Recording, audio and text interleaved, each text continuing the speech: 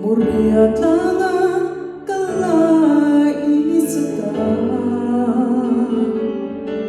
Vile amro Harsakati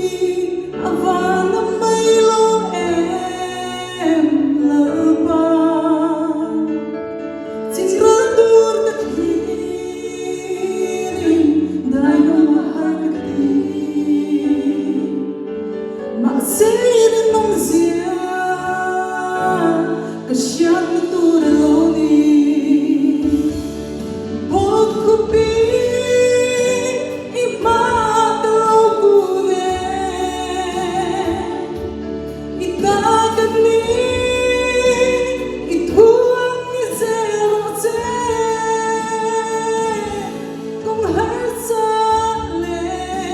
Raji po ni Mase Amen kapelo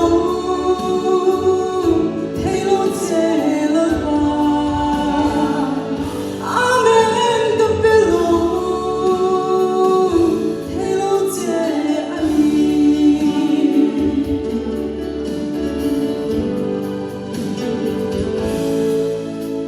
Tinggatingnya Kikhertin kabuan Chila Vanway digan Engan kwanun minuan Diin Masil ko na Su Anong katinungan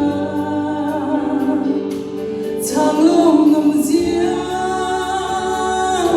Reng kanisilo